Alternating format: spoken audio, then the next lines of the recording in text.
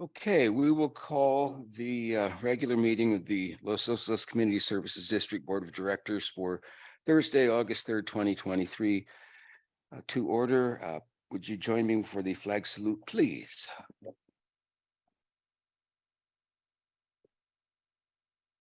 Pledge allegiance to the flag of the United States of America and to the republic which stands one nation under God, indivisible, with liberty and justice.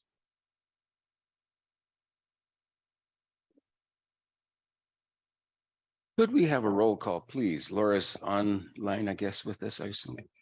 Yeah, Director Forcroy, I'm here. Director Gatchell, Here. Director Womack, Present. Vice President Oholsky, Present. President Sesenia. I'm here. And so with that, we will move on to agenda item 2, the announcement of closed session items, public employment under Government Code 54957 subsection B subsection 1, the general manager contract review. This is an annual review that we do every year. Yes, and so basically, you're going to discuss the format of it tonight, and we will have a closed session at the next meeting for the actual review. Oh, okay. Okay. Tonight we'll be going over the format, right? And then do the actual review next week. Heavy lifting. Yes. Next month. Next month. Thank you. And we do need to take public comment on this before you go to closed session. Is there any public comment on agenda item 2, the general manager's contract review? Please come up to the podium if you'd like to make public comment, and there is no public comment online.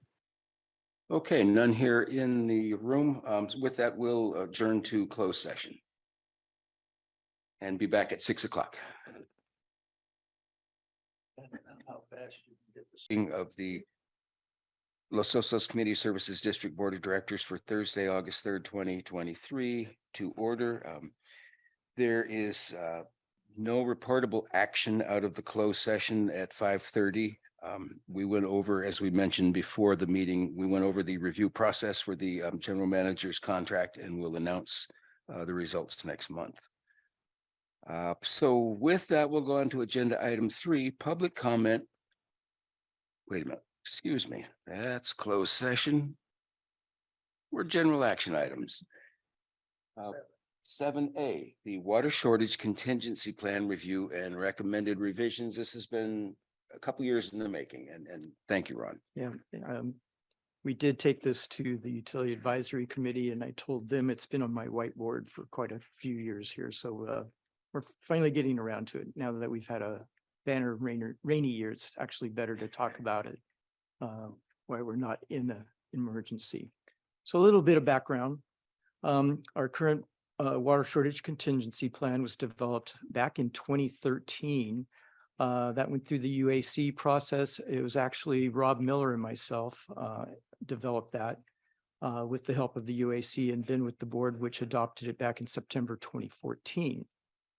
And I'll show you some rainfall stats from that period here in just a minute. But because of the drought we were in at that point, the board approved moving immediately to stage 3 or almost immediately to stage 3 of the plan. And that's where we've been since 2015. We did have some rainfall shortly after the adoption, actually 2 pretty good back-to-back years of rainfall, and we hadn't really developed strategies on how to get out of a stage. So in 2017-18, the board adopted an exiting strategy for each stage.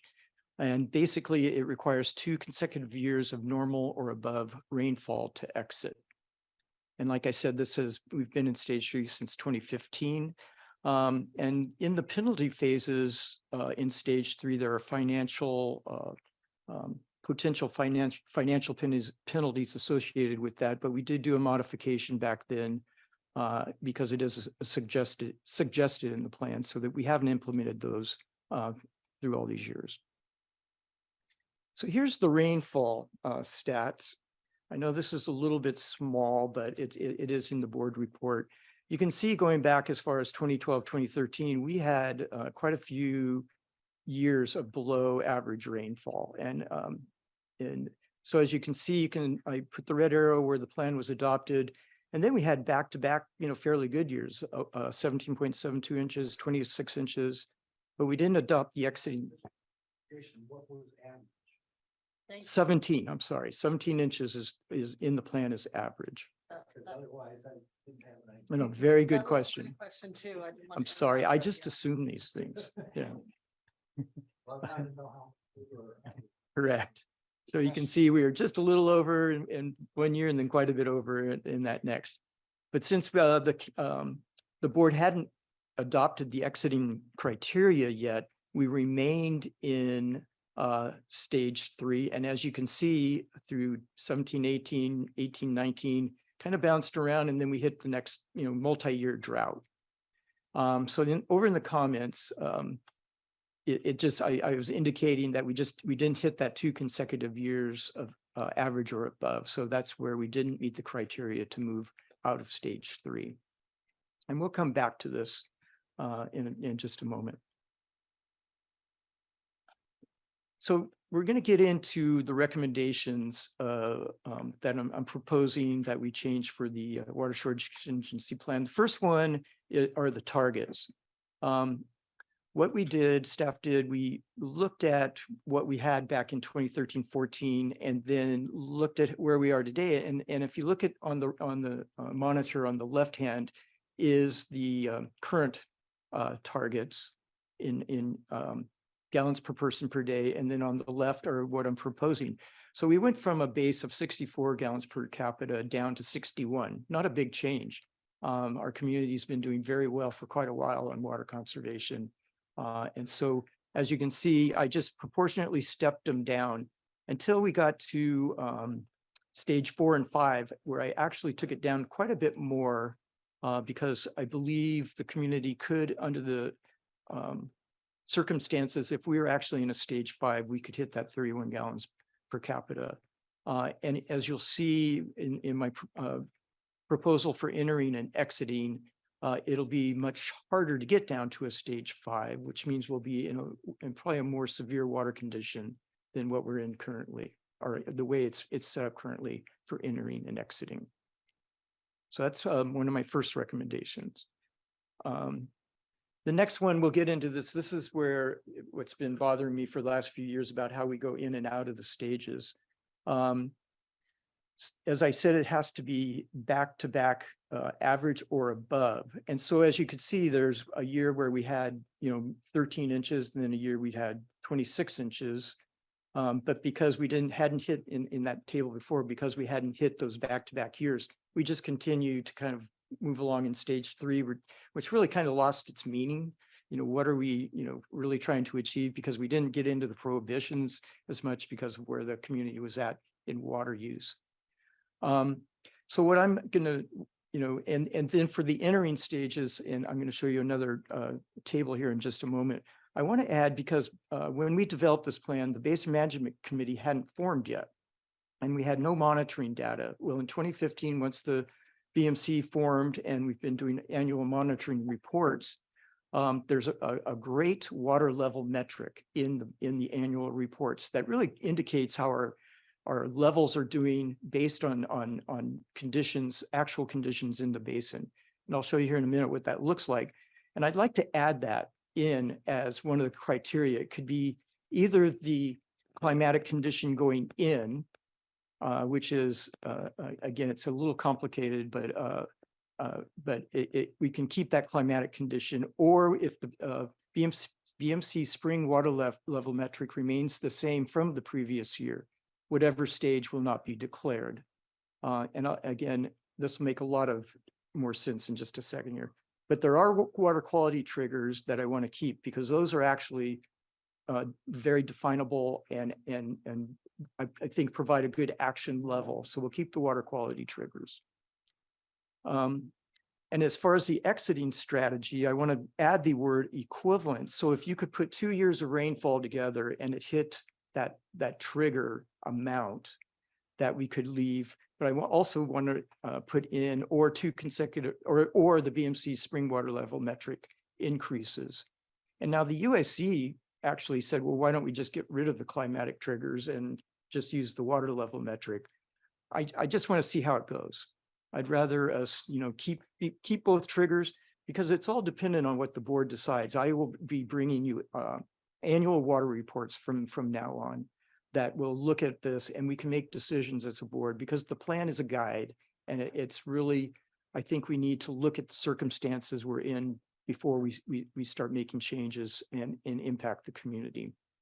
So with that, I wanted to show this graph. Now, the blue line, this is something that's in the annual report, BMC annual report. The red line is the chloride metric, which has been coming down now for several years. It did just a slight bump this last spring, but I want you to look at the blue line and look at how that's been coming up. And interesting enough, it's really hard to see, but right where it's about 2010, 2012 is when it started coming up. And that was during that drought period I showed you, where we had really severe drought and low rainfall years. So the basin is rebounding. And so this kind of contradicts how our climatic triggers are set up. And I have to say, when Rob and I set up the climatic triggers, it was really not based on any scientific, data. It was the best we could do, because typically, coastal basins like ours, if there's an overdraft, water levels don't drop. You just get seawater behind it. If you're inland and you see your water levels dropping, you can say, oh yeah, this is a problem. We can do those kind of triggers. So, the combination of the water quality and the water level metric, I think are good metrics to start incorporating into our plan and really see how they go. Do you have an opinion on why that might have happened? Well, I think it's a lot of it is the decrease in groundwater pumping. Our communities using, almost half of what it used to. And so, just the production reduction is a significant part of that. But then if you look at the very end of that blue line, that big jump, that's quite a bit. And that's just from one big rain year.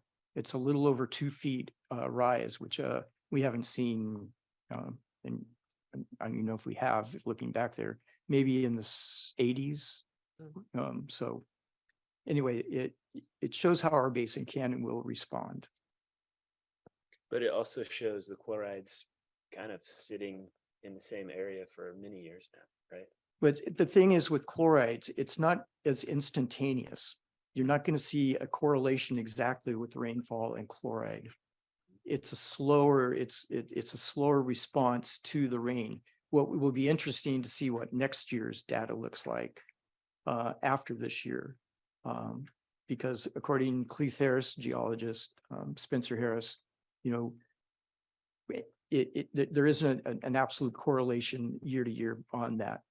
The other thing is, we have a okay chloride monitoring network, but we're improving it now, and we should have better data coming in. We have one well in that network over on Rosina that really isn't a great monitoring well. It's a production well. It has borehole leakage and other issues. So I'm not as confident in the chloride data that we get as we do in the water level metrics. Well, can you rectify what you were just saying about coastal water basins?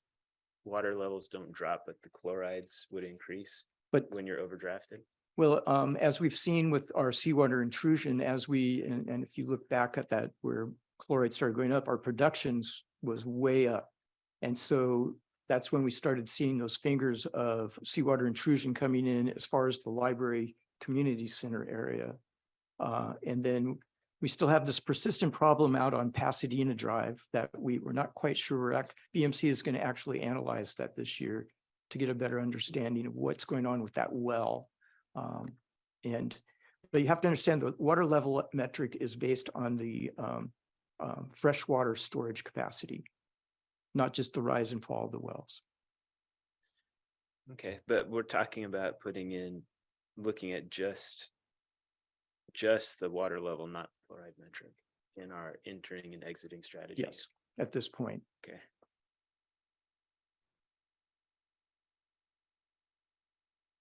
I guess I worry if we downgraded a notch, that maybe people will take that as a green light to not conserve. And I think conserving has been healthy for our basin. You know, we will always be in like I would call a stage one, meaning we'll always have the message out there. But what we're seeing is the dramatic shift. It primarily has been caused with the retrofit of the prohibition zone during sewer project. I wouldn't say all of it, but a lot of it. And then our water rates have impacted it as well. So there's other factors that, you know, I don't see the community going back. If you look at the water use in our service area, but community wide, it has stayed relatively stable and slightly going down each year for at least the last 3 to 4 years. So it's not a signal. Yeah, I think, and you need to understand we're not making, we'll be making the decisions at that on a year to year basis. It's not going to be all of a sudden we're out of this, but I think we need to be realistic because like I said, we say we're in stage 3, but we're not really doing stage 3. And we didn't even have a mechanism to exit a stage, to step back from 3 to 2. Right. So we had to have something built into the plan to handle that eventuality. And I just think that the more accurate and honest we can be, the more realistic with people, then the more seriously they'll take when we do say that we're in a stage 3, 4, something more serious. Well, we have implemented parts of stage 3. I mean, we have not issued intent to serve letters, right? It's about it. And that's probably the real thing on the table, honestly, is Well, that piece of it, right? Yes and no, but we've been under the condition 6 of the wastewater coastal commission condition of really the only development that's happened in the community has been outside the prohibition zone. And again, you know, intent to serve letters are at the discretion of the board. I mean, Golden State's issuing them and they're in the same basin, so. Right. And their water use continues to be going down. So if we were to ratchet down to state from 3 to 2, then the will serves could potentially come back. Potentially, there's a lot of hurdles to get over before that. And we'll talk about that more in the next presentation. Okay. Again, if you look at any plan is guidance, unless it's codified where it says shall. And our plan is may do this, may do that. And so it's really what the board decides. You know, I can bring forward recommendations, but ultimately it's what the board feels is in order for the community. I think where Chuck was going, you know, we've been in stage 3. I don't know anybody or very many people that would say, oh yeah, we're in stage 3 if you went out and asked them. It's just been the general conservation message. And then again, the retrofitting that we've achieved.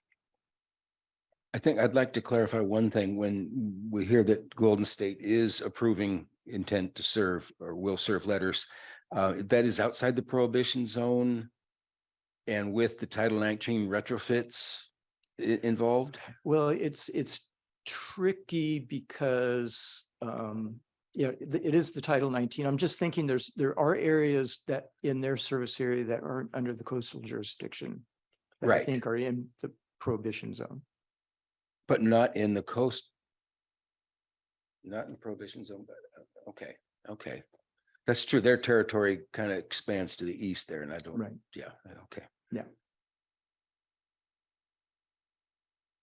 Okay, anything else from the, Just out of curiosity, is it worthwhile to do any like biannual measurements like after rainy season and before? Well, we do, the BMC does fall and spring. Okay.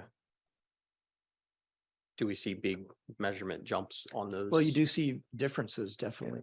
Okay. Yeah, what is it? Is it big? Not necessarily. And so typically they take a composite of the two. Okay. Yeah, and when we decided on the BMC to go to semi-annual reports rather than annual. That was just so we could see what was happening over the year, because we had no idea if it was all going down in the summer or the fall or when it was happening. So having this information, I think, has been very helpful. Not that I'm on the BMC anymore, but Chuck is, but it's been very, very helpful to see what is going on from a month by month basis or a season by season basis. So this is, it's probably a little difficult to understand, but I'll try to explain it. What I've tried to do here is add in, where the actions took place, and then using the current criteria or the suggested criteria where we might be, because down in 2013, 14 and 15 is when it was decided that they, in 15, 2015, we'd go to stage 3, where actually we should have been in a stage 5, according to the cumulative total there. It's kind of hard to see in there, but it is Yeah. in your board report, where it should have been, after 2 years, 17 inches, and we were at what, about 13 something. So we should have been in stage 5, but I remember at that point, we didn't want to go from 0 to 5, That's right. and so we settled on a stage 3 at that point in time. So then as you go out and you look at the 2-year, 3 would have been appropriate in year 2. In year 3, we should have probably actually gone to a stage 4 following the plan. And that's that kind of purplish one up on the screen there, that 31.9. In year 4, it would have been a stage 3, but then after that, when we started getting a couple of good years of rain, is when, if you looked at the cumulative over that 5-year period, we should have been pretty much out of any stage. How are you deciding when to use a 2-year rolling average, 3-year rolling average, or 5? Well, it didn't That really part matter doesn't make sense because to it me. was 2 consecutive years. Yeah, But those were like the entering. Okay, if you had the entering, you'd kind of look at the average. So, if you had 3 years and maybe, that's where the whole climatic part Mhm. was very confusing, and it was very unscientific. It was the best thing Rob and I could do. Soquel Creek. Yeah, the numbers themselves don't, I mean, you have to put a number. Yeah. I guess what I don't get is if you're looking at 2-year averages, 3-year averages, 4-year averages, or 5-year averages, or all of those averages, and any of those could trigger this. That's Right. what I don't understand. Right. I mean, because it was just getting, if I tried to do, what I was trying to show here is if you're using a cumulative instead of just 2 years. The 5-year cumulative. Yeah. But, this was like, if this was building off, moving up 5 years, if you're using the 5 years, I mean, I could have gone back and probably filled in the other squares. Yeah, I mean, we could have looked at 5 years in 2014 too, or 2013, right? No, because we didn't really have criteria until 2017. Got it. Okay, so that's what we're looking. Yeah, that was kind of the trigger there, is when we actually had that criteria starting. And so this is where, again, we could have had over in that stage where I put none, we probably could have had none based on the cumulative. And then where we had those 13-inch rains, we could have gone back to a 2 or a 3 based on those years, or a none, because the water level metric, again, if you look back at the water level metric, it's just been going up. And that's where good. that check and balance, water level metrics, actual data. These cumulative numbers are theory. And that we've been using as a guideline to help us.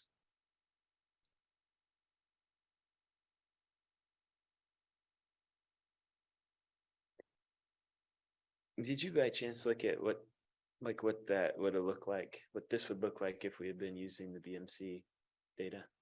Well, it would have been, we'd been just going up. So we would have been. So we would have been in none. Well, the whole that's time. where, if you look on that stage over there, it would have been none, none, none or a 2. It depends if you wanted to use the climatic trigger or if you wanted to use the water level metric. And that is again, that 21, 22, same scenario. Yeah. And then, of course, with this bumper banner year of rain, it would have been none.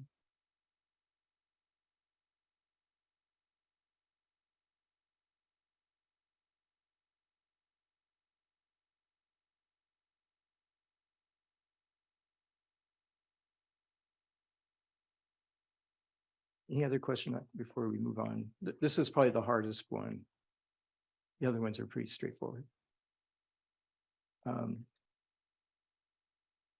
Okay, the prohibitions. There's a few that we would like to eliminate. One is water main flushing shall only occur in emergency situations as declared by the GM.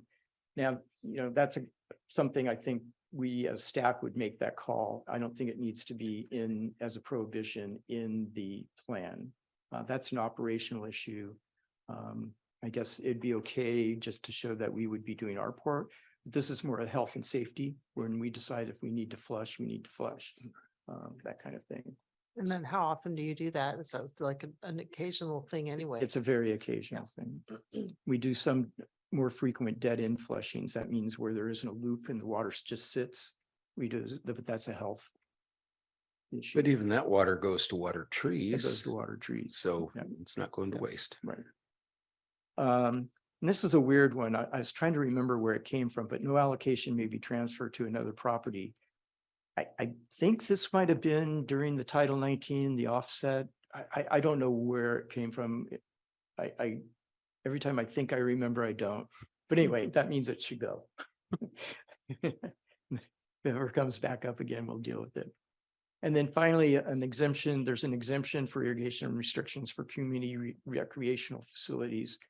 And I think we should have the ability to control irrigation over, just other potable uses. And this would mainly apply to the schools, but the good news about the schools is they are moving towards recycled water, so that wouldn't be an issue anymore. It may, and even the community parks moving towards it. So anyway, I think this is still something that if we were in stage 4 or 5, we would want to be able to limit irrigation at recreational facilities. And those, I think, were the only ones. Yeah. Whoops. Sorry. There. Those are the only prohibitions I wanted to take out of the plan.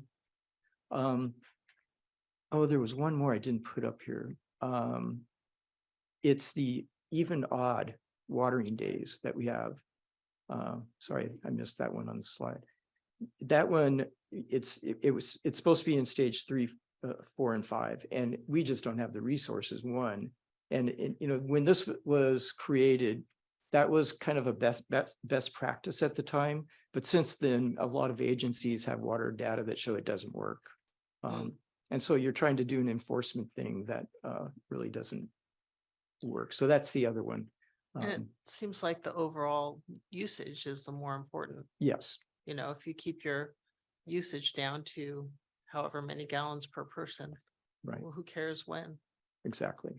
So that's the other thing, the dawn to dusk, that's fine, but odd even. Well, water yeah, days, I mean, I guess when there's less evaporation, when is that is good, but which day? yeah. Doesn't matter.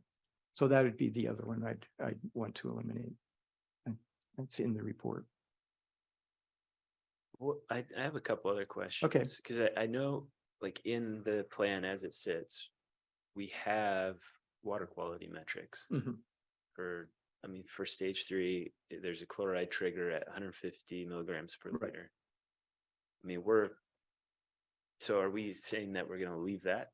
We'll leave That's gonna the, stay. yeah, I think the water quality metrics are good because it's something that's measurable. And we have a maximum contaminant level that is state standard as well. Okay, so then we're gonna have the climactic trigger, the Or- chloride trigger, Or the water, TDS trigger, right, and, or okay, or, the climatic and the water level are a or.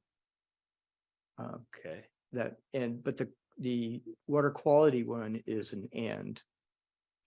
Because that, I that's believe, confusing. is the way if we're seeing increased chlorides, let's say in 8th Street well, that's one of the wells that we've identified.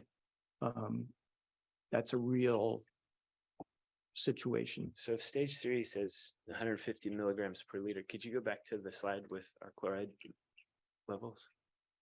Please. So is that telling us that we're well above that 150? And we have been for several years? That's the accumulation of well data, not these, So this is 8th or 10th Street. right. And we do chloride testing on those quarterly. Mhm. And so we track those. So like right now, would we be No, above that or below that? oh, we're well below. Well below. I think at 8th, which is probably the most vulnerable, is in the 80-ish, 80 parts per million. Okay. Okay, so basically we're gonna change this climate trigger to be the rainfall totals or Or, the BMC water level. correct. And then the exit is gonna be receive rainfall or. Right. Okay. Got it. That's the part that wasn't straight in my head. Thank you for asking. And then financial penalties, which I think we need to leave in. But again, it really calls for what I'd call mandatory rationing allocations in 3, 4, and 5. And, back in 2015, it was a board decision not to implement those. And we've done very well without them, but I think we leave them in. But again, I just want to make it aware that that's going to be a board decision on when we make that jump, because it is going to be very staff intensive to do something like that. But it's a tool to use if we get desperate, if Right, we're in especially I'm bad, thinking dire as we get to straits. 4 or 5. But I mean, everybody was conserving more than we expected, so. Exactly. And that's been the whole philosophy that the community, our water service area especially, has responded so well. Why penalize when they're already doing it? So there's no changes there, and that's the end of my presentation. I like that you looked over the contingency plan and simplified and pulled things out that didn't seem necessary. I think that's always good. And I like the idea of using measurable data, but I understand you not wanting to let go of the rainfall estimates right yet. Eventually, I think we will, as soon as I'm more confident in the chloride, BMC chloride. At least we have measurable data, so Yeah. that's good.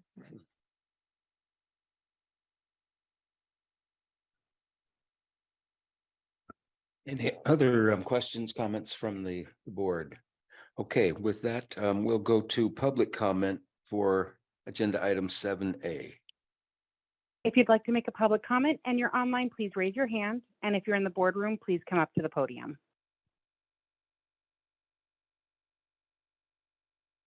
There's no public comment online. Okay, we have none in the boardroom. I appreciate your efforts on this, Ron. I know that it's always been kind of a confusing, hazy thing, and I remember the decision, we don't want to go to stage 5 from 0. That just seems like a knee-jerk reaction. This has been a twisty, windy road, but I think this is an improvement, and I will entertain a motion about this. I will, yeah, thank you, Ron, for putting this all together. It's a lot of work. And it all is going to be much better, and we're going to have better data to use for planning. So I move that the board conceptually approve the recommended changes to the water shortage contingency plan and direct staff to bring back an ordinance to amend Title II with the changes conceptually approved. I'll second. We just need a voice vote, don't we? Yes. Yeah, okay, all in favor, say aye. Aye. Any opposed? Okay, that motion carries, and we'll move on to agenda item 7B, which is the review of the San Luis Obispo County Water Offset Program Study, finally. Yes, and I want to emphasize that this is not an action item, that it's purely informational. And I'll talk a little bit when I get to the next steps on when our board may want to get more involved. But Again, this was a study long time coming. It was commissioned back in 2022. The primary objective was to identify the remaining retrofit opportunities in the community after, the prohibition zone retrofit. There's really some question about, well, what's really remaining and how do we do that? So I applaud the county for moving forward with this study. And then part of that is to evaluate and quantify the water savings potential. And then the big one for the water purveyors were to look at any improvements that could be made to enhance the water offset program. We had quite a few concerns about how the program was being run, especially verifying water savings results and other things. Just a little bit of a summary about the program. Right now, the water offset program is only available to new development outside the prohibition zone. Water offset retrofits can come from existing developed, and this is the odd one, inside or outside the prohibition zone with some limitations. The limitations are inside the prohibition zone, you can only retrofit high efficiency washing machines. So it's kind of an odd program right there.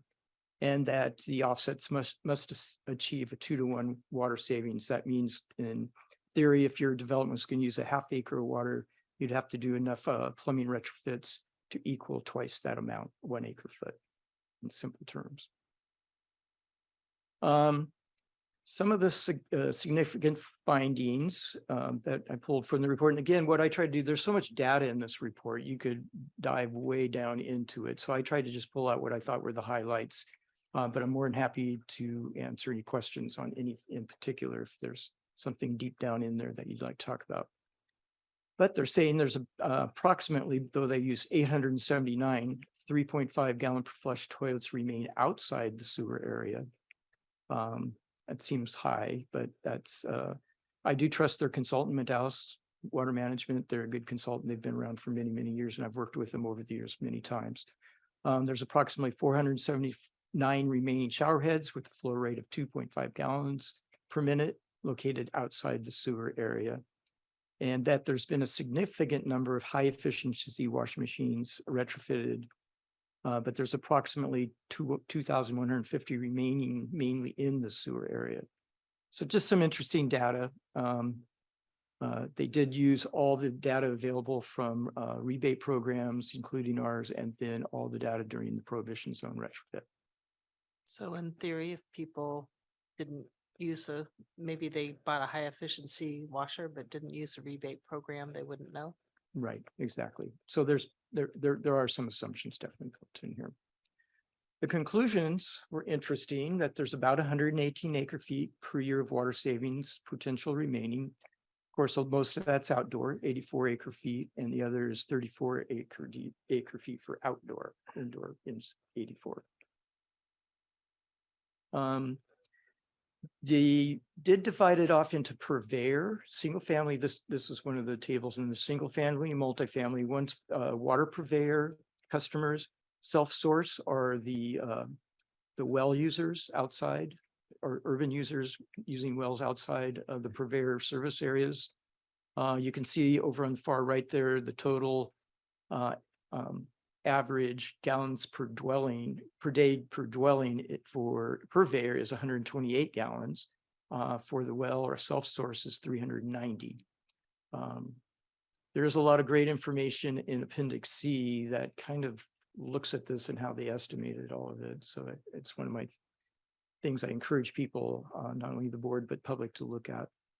And then, of course, for multifamily, it's a little closer, and that's mainly because, apartments or, duplexes, they're fairly similar. You just have the bigger properties out, mostly on the east side of town. And here's where they really got down into some specifics. On the indoor, I followed the methodology, and I agree that this is probably a good representation of what's out there in terms of acre feet by plumbing device. When they moved over to the outdoor, I was kind of thinking, well, this is more of, they just kind of decided to split it up the best they could. I don't know how they would have actually come up with some of that data, but I think it still is okay representation of how you could achieve savings in outdoor. I've been fairly adamant through this discussion with the county that I wouldn't really want to see outdoor retrofits included in the offset program because of they're not reliable water savings with that. Things can change either by irrigation controller, you could add landscape, take away landscape. There's too many variables that are dependent on that parcel owner or occupant that could change that savings. Where on the toilets, shower heads, they're fairly hardwired in and they're more reliable. So that's something to keep in mind as we look at next steps. And then this breaks it out by water savings by purveyor. You can see there's a little more in Golden State's area, even though they're a little bit smaller than us, but that's because they have more area outside the prohibition zone that wasn't initially retrofitted. But again, I think this is a good representation of the potential within each water purveyor service area, including the ones, private wells. Is the private wells like an estimate? It is an estimate, but I think they've done a fairly good job on doing how that estimate works because They don't have meters, so we wouldn't know. but they did a great job on using aerial photography and water use estimation based on landscape area. And again, this is in Appendix C, if you'd like to see how it's done. I agree with the methodology and it's way better than what has been done. And then indoor is indoor, they estimated there could be more higher gallonage toilets and shower heads, of course, out there, but I think it's a fairly good representation. Okay, so they're saying that there's 118 acre feet a year potentially available. 84 of that's indoor. So at a 2-to-1, that's 42 acre feet a year, essentially buildable, is what they're saying. That could be used for, new construction, new development. And then what they'll do is they're going to be refining what an actual residential property, or all properties, but residential properties mainly, because that's what most of our infill is going to be. And then let's say it's 0.15 acre feet, let's say, to build a house, you'd have to do 0.3 to get that 2-to-1. So then you could kind of start doing the math on how many actual dwelling units are available to be built. But that's still, they haven't come out with that revision yet, so we don't know exactly what that number is going to be. And none of this retrofit opportunity applies to I keep forgetting what they call them, detached Like guest houses. guest houses. They don't fall under any of this because they're assumed not to have an increased water use. Right. And that's been brought up because it's been so controversial. And the county's going to have to look at that to determine if they want to add, because the hard part, you can understand a meter and how much, what's behind that meter, and then everything's averaged. So, you have 1-2 bedroom houses and you have 5-bedroom houses, but it's going to be an average. Guest houses have been something it's not typically not individually metered. It's just like adding square footage basically to a house. Right. That's why but there's no mechanism actually to even track what the impact of this additional development is going to be, because the county doesn't monitor water use. They would have to ask us for information about any particular property that had a permit issued. And right. And I think in order for the district to even consider the offset program, the verification program is going to have to be very robust, and it may involve us having to be more involved, all the purveyors. that's kind of where I was going. It just seems like maybe a basin management committee issue that needs to be discussed. Well, as you know, the basin management committee will get this presentation Yes. from the county. Right. So I'm not sure how involved they're going to go, but it'll definitely be encourage people to come to that meeting. So the basic recommendations made by the consultant, and again, remember, this is a consultant report that the county is going to take and decide what to do with. Was update required water offsets for new residents. That's using, and basically they used our data the most because we were able to pull it and provide it, have it cleaned up. Thank you, Margaret. And it gave them better data than they were getting from Golden State, just the way their billing system is set up. So it's going to be based basically off our service area. So Update- that's like gallons per day per household. Yeah. Essentially. Right. Okay. Or acre feet per year. That's probably what they'll come down to. You know, it'll kind of go, if for the offset program, they'll look at acre feet per year to get that 2-to-1 rate. But it's still like acre feet a year per household. Right. Okay. Exactly. And they'll do it for multifamily, single family. And I don't know how they're going to handle commercial yet. Got it. Update estimated plumbing fixtures, daily use rates. That goes back to, flush gallons per flush, gallons per minute for shower heads, et cetera.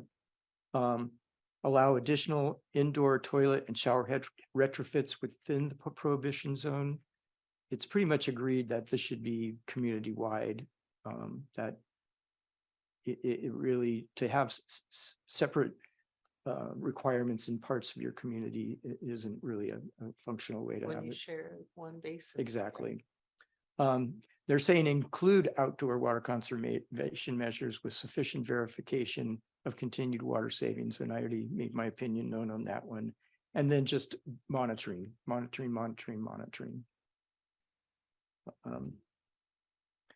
My other, if you're wanting to kind of go to specific areas after reading it, I found the significant findings on page 26. It's a big laundry list. That's why I didn't want to try to list them here.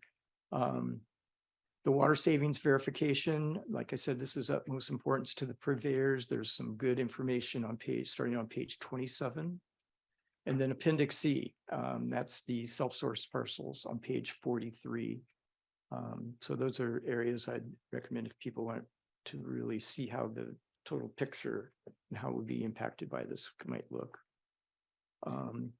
Next steps, excuse me, the county staff is going to take it to the Board of Supervisors. They haven't come out with a schedule, but they say by the end of the year, but it's been very non-committal right there.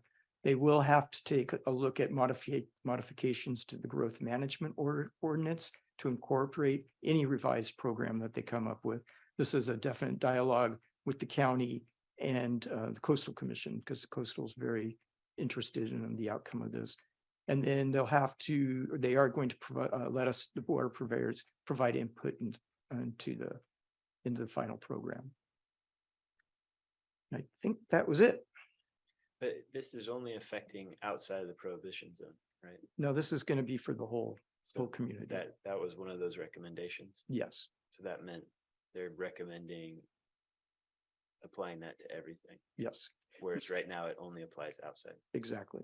And so where the big decision points for the board are going to be, okay, how, new development based on the offset program in our water service area. Is that a yes or a no?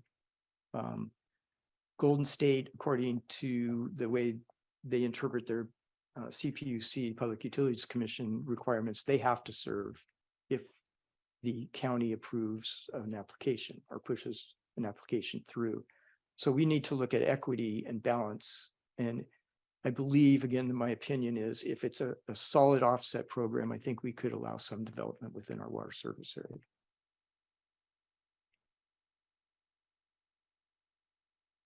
I didn't hear a timeline there. So we're talking about prior to basin management criteria being met. Where does that all fold into all of this? Hitting our water levels, our chloride targets, those criteria?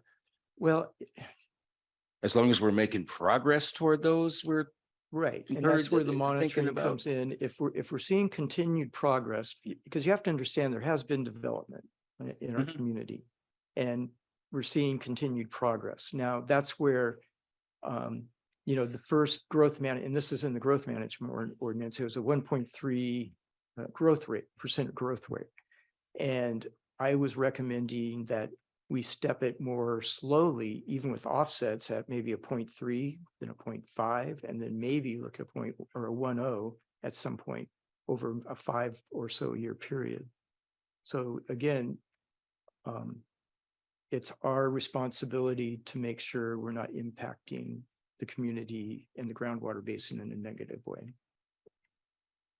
But the argument is that you're not using water out of the basin, you're saving it to use it. I guess, right? I mean, that's the point of the offset program. So if it's verified and we're monitoring it, that, and it's true, then that would make sense. Right. Yes, I feel better about verification if even the detached guest house program had some way of verifying that they're not gonna add water use. But I haven't seen that yet even. So this is interesting. Finally, it's here. Yeah. Finally, it's here. This is all. Yeah, so as, as I said, there's no decision points tonight. Yeah. This is purely informational. I just wanted to give a background, so when we get into future decisions, you'll have at least understood briefly, or, you know, in context with what was being said in that study. So now it's up to the county, where they take it and what that looks like, how we respond as purveyors and the BMC responds. Okay, anything else from the board tonight? With that, we'll go to public comment for agenda item 7B. If you'd like to make a public comment and you're online, please raise your hand. And if you're in the boardroom, please come up to the podium.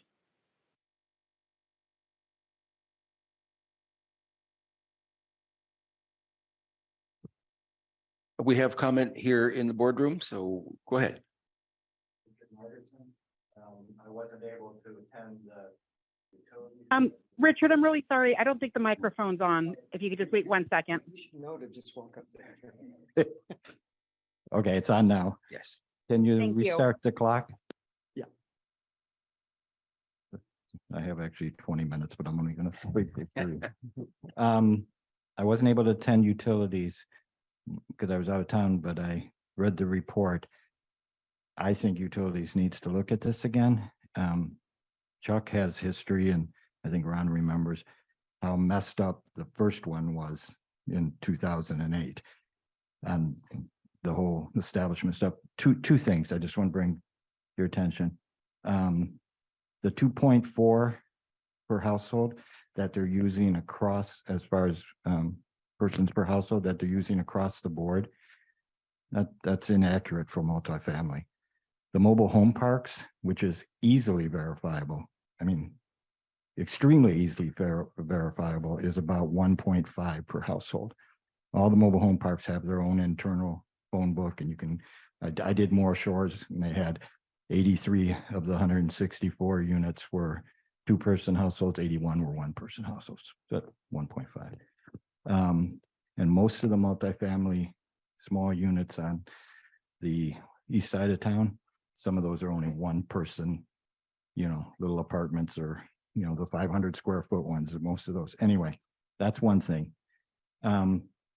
The statement on page 12, and it was on one of the slides that, and Ron kind of questioned this, 879 toilets remain outside the sewer service area with a flow rate of 3.5 or higher. I don't believe that's even close to accurate. Said approximately 800. Well, the reason is based on which of the reports you are relying on, either 11% or 13% of the households in Los Osos are outside the prohibition zone. This program has been going on since 2008. That's 15 years.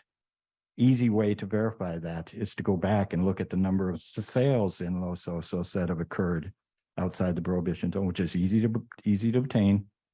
Those all were required from that point forward, retrofit upon sale, which means they had to be at least 1.6. There's only so many homes outside the prohibition zone. Some of those have already been attacked for retrofit to build outside the prohibition zone on the 2-to-1. I think that there's a lot of things in here that I have questions. I only had 2 minutes. The other thing is the verification. And I know Ron and Chuck, probably the rest of the board agree with this. Remember what happened with water boys. Remember what happened with 528 flow, all of that. That's the big issue that's one of the big issues for me. You gotta be able to make sure that what is replaced is actually what's being replaced with the new toilet or shower head or aerator. So, I mean, washing machine. There's a lot of information in that report and yeah, it's going to take some time. Okay, any other public comment on agenda item 7B? There is no public comment online. Okay, with that, we will receive and file that report and then we'll move on to agenda item 8, public comment for items not on the agenda. I think we have people here for that tonight. So do we have If you'd like to anyone? make- Go ahead, Laura. If you'd like to make a public comment and you're online, please raise your hand. And if you're in the boardroom, please come up to the podium.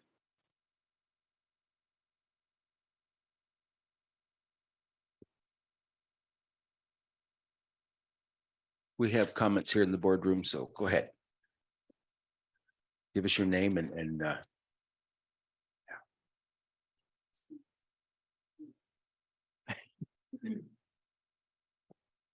Good evening. My name is Karen Kimura. I'm a 40-year resident of Los Osos, and I'm the president of the Los Osos Pickleball Community, also known as LOPC. The mission of the Los Osos Pickleball Community is to build significantly healthier, more vibrant and active communities by increasing involvement in the sport of pickleball through education, advocacy, and participation. We began as a group of 6 women playing pickleball in Morro Bay, wishing we could play in our own community to save both time and gas. The courts in Morro Bay are very popular and often very crowded. We observed the courts at the park and found them empty much of the time. We consulted with the County Parks and Recreation Department to find out if we were allowed to play pickleball on the courts. They said yes. We met with the tennis players to find out when they played and how we could work together to share the courts. LOPC incorporated earlier this year and in June received our nonprofit status. We now play 7 days a week, approximately 20 hours a week. We use sign-in sheets to track how many players play each month. We average 350 players per month and growing. Pickleball courts are smaller than tennis courts. This takes, we use our own nets. And we have to set up our courts. We use a string and tape system to temporarily mark our courts. We use our own nets. This takes about 15 minutes per court to set up and 5 to 10 minutes to clean up. We usually set up 2 to 3 courts every day. This is about how much tape we use in a week. And we rewind and use the tape at least twice. It's a lot of tape. We've been doing this for 1.5 years. We've grown from 6 to over 100 players. We add new players weekly. We welcome everyone to give, and we give free beginner lessons. Our long-term goal is to eventually have our own pickleball courts. This is not possible due to the habitat conservation study. Our short-term goal is to have shadow lines painted on the existing courts so that we can fairly share the space. Shadow lines are the accepted solution until pickleball courts can be built, according to the Cal Poly report, Pickleball and Tennis in San Luis Obispo County, A Tale of Two Sports, which was published in 2022. LOPC will pay for the cost of the new lines, and we have the unanimous support of the County Parks and Recreation Commission Supervisors Bruce Gibson and Don Ortiz-Legg support painting lines for pickleball. We need your help, and we're asking if the Los Osos CSD board would write a letter to the County Parks Director, Tanya Richardson, supporting the shared use of the Los Osos Community Parks courts by painting lines for pickleball. Do you have any questions? If not, thank you for your time. I have one, I want clarification. I thought you said you had county support We already have support from the Parks and Recreation Commission. and That's the their local advisory supervisors. committee. Okay. Mhm. So you need a letter to, you would like a letter to, Tanya Richardson. She's the director of the Parks and Recreation. She's who's. final okay, legal okay, lead. the department. Yeah. You've got the committee. Okay. Thank you.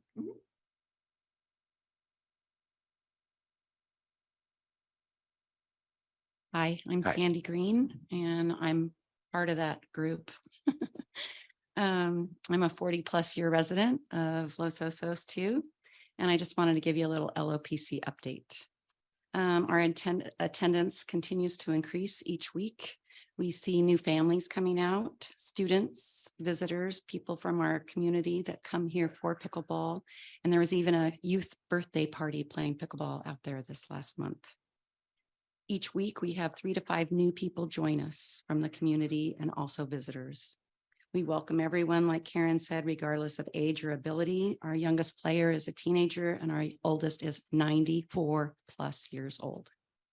It's a game anyone can play. It's easy to learn, and it has great benefits, not only recreational, but mental health also. We've met with the Morro Bay pickleball players, and their courts are extremely impacted. You often wait 20 to 30 minutes for a court for one game. They also noticed that of their players, because they take attendance too, over 50 players live in Los Osos that play in Morro Bay. Why don't they play in Los Osos with us? That's a really good question. And one reason why is because they don't want to crawl around on the ground and put down strings and tape every single time we have to set up a court. Strings and tape are very hard to see, especially for a 94-year-old. It's hard for me to see the strings and the tape on the ground. We also want to reduce our carbon footprint and play in our local community. We pay taxes here and we want our own courts here to share with everyone. We need to look at the best use of our one park. We are asking for equal facilities. We set up our courts daily, and it's unfair to the majority of the people using our parks. We need anyone at any time to have equal access to pickleball, not just when LOPC sets up courts. We are the only community in our county with a large and thriving pickleball community without shadow painted lines. We're asking for shadow painted lines so everyone has equal access all of the time, just like tennis has. There are shadow lines on all kinds of courts: basketball, volleyball, foosball, tennis, and pickleball can all share courts equally. We've been patient, and our group continues to grow and have a whole lot of fun. But we want to know, when will we have equal facilities, and what can we do to expedite this process? We've done all that's been asked of us by the county, and we have lots of community support. And we're asking you to help us unite our community, just like Bruce Gibson said. He's been trying for 40 years to unite this community, and we've done it over pickleball. We've provided a new exciting sport that provides exercise and fun. Please allow us the equal opportunities that other sports enjoy. Thank you. Questions? Comments? No, thank you. Thank you. Any other public comment?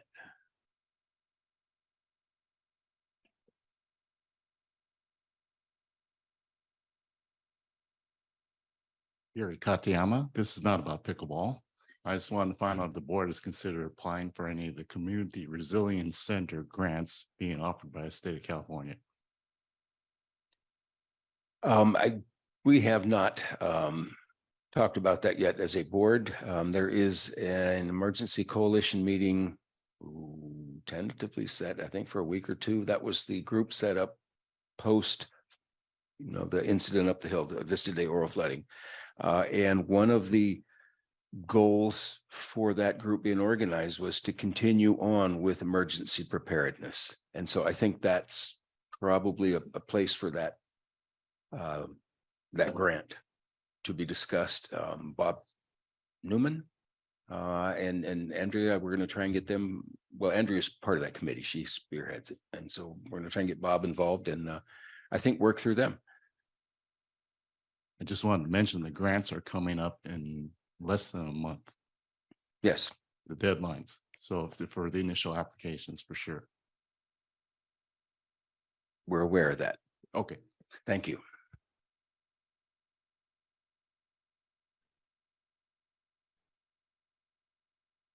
There is no public comment online.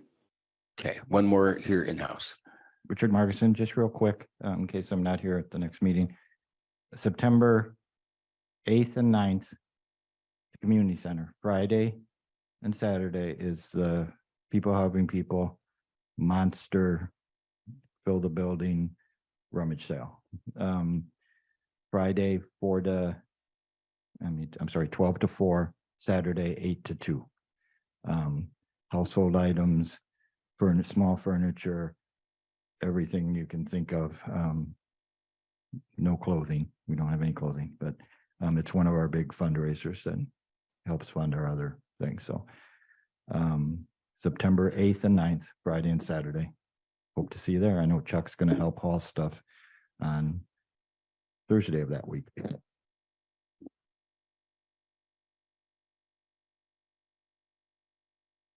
Okay, if we have no other public comment at this time, we'll move on to administrative and committee reports, fire department report. Do we have Chief Province at all online? See him here. He is not online. I talked with him this afternoon and he said he was going to try to make it via Zoom. So obviously he got busy. Okay, well, I hope it's something besides a fire. Yes, mine is. Okay, we'll move on to the Sheriff's Department report. Do we have Sergeant Coyos with us? Yes, sir. Can you guys hear me okay? Yep. Thank you. All right. Good evening, everyone. Elliot Coy, Sergeant with the Coast Station here in Los Osos. So for the month of July, looks like Los Osos had 71 total calls, which is pretty much on par with this pace for last year. At the same time, we had 3 assault or battery calls, 53 general disturbance calls, 3 reports of burglary, 7 theft reports, 3 vandalisms, 0 mail thefts that were reported, excuse me, 0 phone scams resulting in a loss, 20 suspicious circumstances, and 70 proactive enforcement stops. Could be bicycle stops, pedestrian stops, obviously vehicle stops too. And then 27 preventative patrol activities, which could be extra patrols of certain areas at night, that kind of thing. And that's all I've got as far as our numbers go. Does anybody have questions? Questions from the board? Not tonight. Thank you very much. All right, take care, everyone. Thanks. You do the same. Okay, with that, we'll move on to the Highway Patrol. Captain Klingenberg, do we have him tonight? I am here, sir. Great. What do you have for us? I have, for the month of July, we made one DUI arrest, not involving a collision. We made 3 DUI arrests that did involve a collision. All 3 of those were solo vehicle collisions. One was at Turry and South Bay. That was a motorcycle. Then we had one on Los Osos Valley Road east of Fairchild Way. That was a solo vehicle collision that struck some roadway signs. Then we had another DUI collision where we arrested the driver, also a solo vehicle. Well, solo vehicle in the sense that it struck a parked motor vehicle. There was nobody else in the other vehicle. That occurred on 10th Street, north of San Ynez Avenue. For the collisions that did not involve DUI drivers, we had a total of 8. One of those was a serious injury collision that occurred on Los Osos Valley Road at Paradise Lane. And then we had 7 non-injury collisions, one of which was on 16th Street, north of Santa Isabel. Then we had one on 8th Street, south of El Moro. We had another non-injury collision on Santa Ynez, west of 11th Street. Another one at Los Osos Valley Road, west of 10th Street. Additional one, South Bay, 50 feet north of Los Olivos. And then the second to last one, Los Osos Valley Road, west of South Bay Boulevard. And then the final one on 9th Street, north of Los Osos Valley Road. So that was the overall picture of collisions and DUI arrests for the month, and I'm available for questions. Any questions from the board? I'll take this real quick opportunity. We got school starting again on Okay. the 17th. I Okay, know for the elementaries. Love to see you guys out there if possible that morning. Keep things calm along LVR and along 11th Street. And okay. Yeah, no, that's, yeah, great. I appreciate the reminder and yeah, we'll do what we can to get out there for sure. yeah, thank you. Yeah, thanks for bringing that up, Matthew, for the community, everybody. That's just extra time to pay attention. Yep. 8 o'clock's gonna be busy. Yes, I love seeing the bicycles go by in the morning. It's flashback. Okay, the Utilities Department report is in your packet. Ron, do you have anything with your general manager's report? You can fill us in on the Utility Department report and anything. you need to Yeah, know. just bring your attention to our CIP, the updates at the end of that report. We have 5 major projects going right now. That includes 2 that were lead agency for the BMC. So very active. It's going to be a busy summer. It's going to spill into fall and probably the beginning of winter. The one I did want to point out is the Water Resiliency Intertie Project, which is going to tie into all the water discussions that we've had so far. The constraints analysis was completed. No surprises there. SWCA, our environmental consultant, is moving forward, and they are working towards producing a mitigated negative declaration. And so that'll be the next step when the board sees that come forward. And then I'll have some more updates on that, hopefully by the time that's done. If there's nothing, the 16th Street North Tank, I just always want to say, if anyone's listening, it was up in the neighborhood, we apologize. We're going to try to make it as least painful as possible. Sorry about that. Yeah. Yeah, because we know what a disruption it is. Well, the good news is we had 5 companies attend the pre-bid Yeah, meeting. we had a very good attendance at. That's the good pre-bid, and- that and you so have- I think we're going to get some good bids out of this and qualified bidders. Good.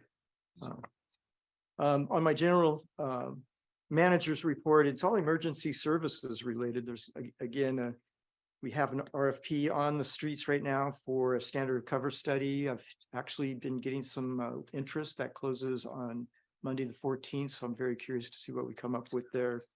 I put in a little blurb about my efforts with CAL FIRE, County Fire, in terms of working through the audit. We have engaged Mr. Green in assisting me on that. Hopefully we can come to resolution fairly quickly because that's been about 2 years now. I think we've been working on that. And finally, I wanted to give a shout out to San Luis Ambulance Service. I think Paul and I, Chief Province and I had reported that we were having below or response times that weren't within contract and and it was getting worse. After quite a few meetings and negotiations, they have now agreed to park an ambulance out here from 9 a.m. to 9 p.m., which is our peak time of usage. They've rented an office over across from the Ale House, the Asian food market. So we really appreciate that, and it's going to be a additional, service to our community, which was much needed. So I just wanted to make sure it was publicly acknowledged. And with that, I can answer any questions. I had one quick question. Can you help jog our memory or my memory about the fire station and where we're at on that study? Because we had that initial piece, right? Right. So I was waiting for the standard cover study to be completed, and that once we have the pieces on, we know what our condition assessment is of the building. We had 3 options, and that was more informational at that point. It will be coming back for some decision making on that, but I wanted to fold that into a emergency services strategic plan based on the outcome of the standard cover study. So it'll be getting all the information we can, make sure we have all that before we start plotting out what we think our current and future financial needs will be to achieve everything in that plan. Okay, perfect. And you said those bids or the proposals are due the 14th? Yeah. So next meeting, we should Next hear meeting, about I'll what we got. hopefully be bringing something back if they look reasonable. Perfect. Thank you. Okay, thank you, Ron. Chamber of Commerce report. Do we have anything from the chamber? Of course we do. Just quickly, the Festival of Flavors event is still ongoing. There's another week to go. So if you're interested, go to the Chamber of Commerce website, or there's a lot of them for sale by various members of chambers throughout the community. That's it. Okay, thank you. Let's see, LoCac, we don't have anyone from LoCac here. Troy, you attended for us. Anything that stood out to you that you want to share? Yeah, I think the one interesting thing is the LVR corridor improvement planning that's going on. So there's it's in the report, a URL that the community can go and look at a satellite imagery of where they're planning on doing stuff and provide their own public comment there on suggestions like, hey, we'd like a sidewalk here, or hey, this crosswalk is dangerous, like we need something here. So the public can go on to that website and take a look at the improvement plan and make public comment there that the county will take in consideration.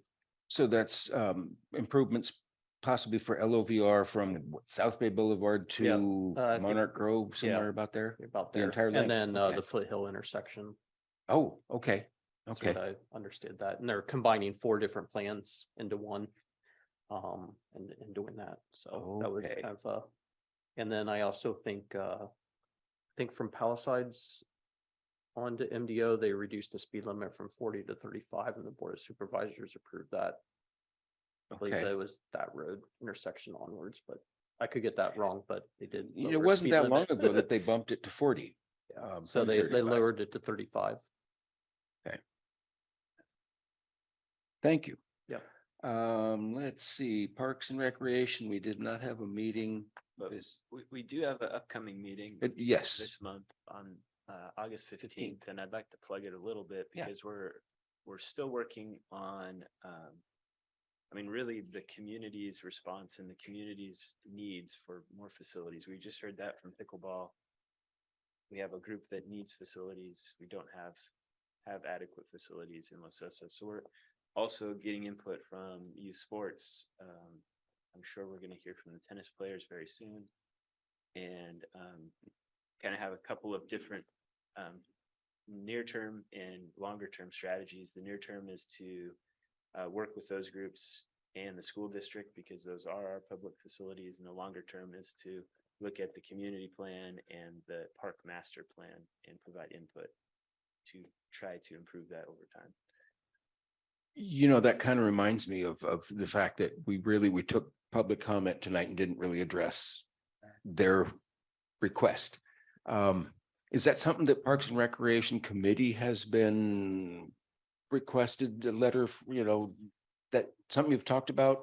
We haven't, I think they wanted to be on the consent agenda, which doesn't provide a lot of discussion typically.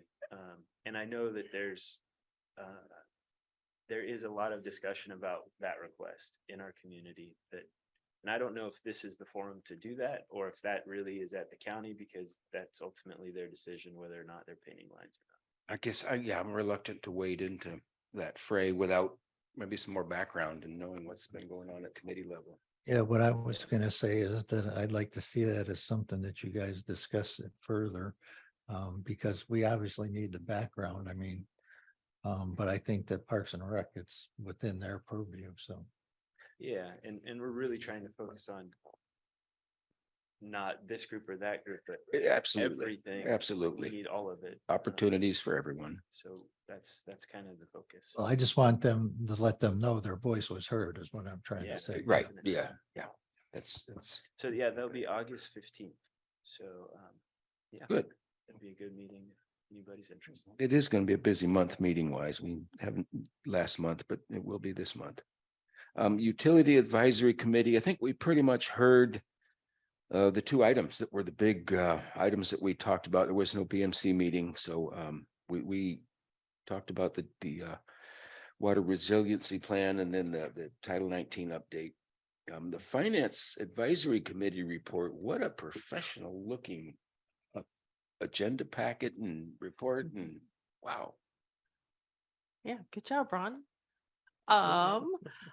I want to welcome and thank, we have 3 new committee members, Chuck Cribbs, Gary Freeberg, and Lee Hood. So I'm sure Lisa's very appreciative, so she can go on vacation without feeling guilty that we can't have a meeting. So I just want to thank the members of the community for stepping up and serving on the committee. And with our new members, we approved the meeting minutes going back to like January. So that was nice. We recommended the usual approval of the warrant register, receive and file the financials.